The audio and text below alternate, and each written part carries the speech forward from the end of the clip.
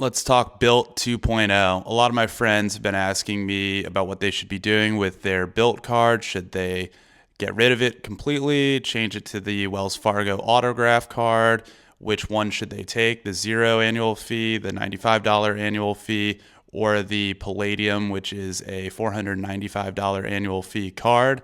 In this video, I'm just going to tell you my thoughts on it and what's been going on in the industry around Bilt and how these changes are going to impact a lot of their customers. On January 14th, Bilt unveiled 3 new cards: the Bilt Blue Card with $0 annual fee, the Bilt Obsidian Card with a $95 annual fee, and the Bilt Palladium Card with a $495 annual fee. I had made a video a year ago about how the Bilt card was my favorite card because it allowed you to get points for paying rent on it.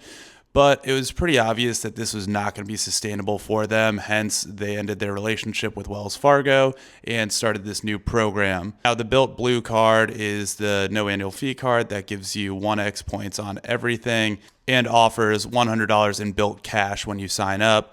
The Obsidian card gives you 3x back on dining or on groceries. You have to pick and set that option, and then 1x back on everything else. And that's going to give you $200 in Bilt Cash on signing up for the card. And the Premium Palladium card for $495 annual fee is offering a 50,000 point sign up bonus once you meet the minimum spend, as well as $300 in Bilt Cash and gold status. Aside from that, the Obsidian card and the Palladium card both offer credits for booking hotels through the Bilt portal.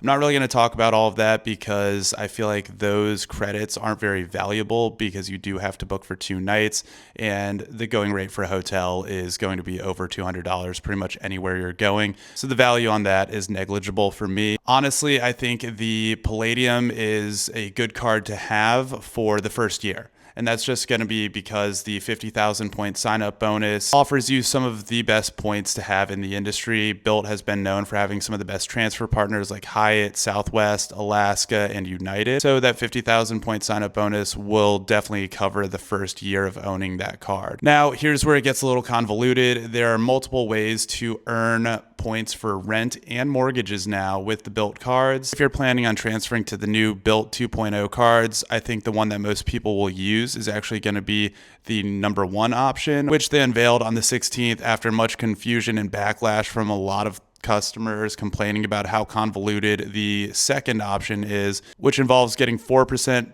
Bilt cash back and being able to apply that to cover the fee that is now being charged for rent, and to be able to get 1 point per dollar spent on rent or mortgages, you would have to spend 75% of your mortgage or rent money in everyday spend.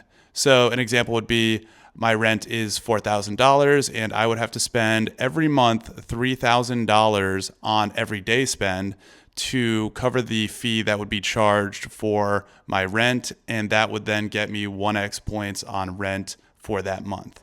To me, this dual Bilt cash and point system is a little confusing, and I don't think it makes much sense to most people. But the new option that they unveiled is a scale threshold where, depending on how much money you spend each month, will determine the amount of points back you get on your rent. For instance, if your rent is $4,000 and you only spend $1,000, you would get 0.5 points per dollar spent on rent. So you'd get $2,000 for that month.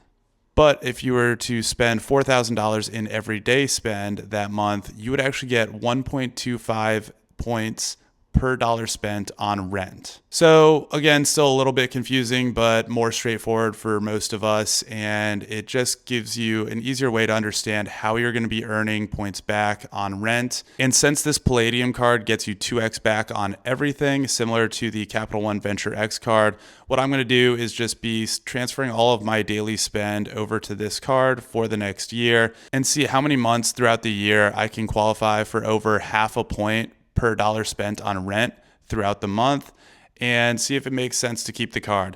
Honestly, I have a feeling unless they make some big changes or offer some different credits that are more valuable to me, I will probably end up downgrading the card to the no annual fee card by the end of the year.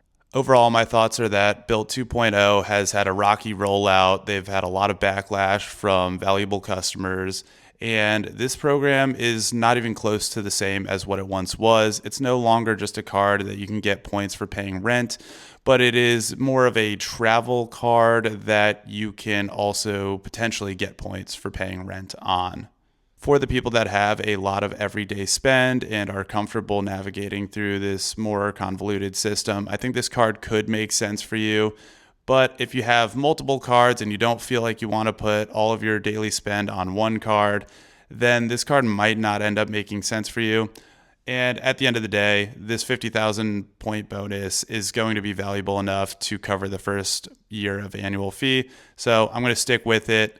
I'll probably post another update throughout the year and see, what I've used. Have I been able to use the hotel credits and get any value out of that? But for now, I think Palladium Card is my choice, and I've closed out my Wells Fargo account.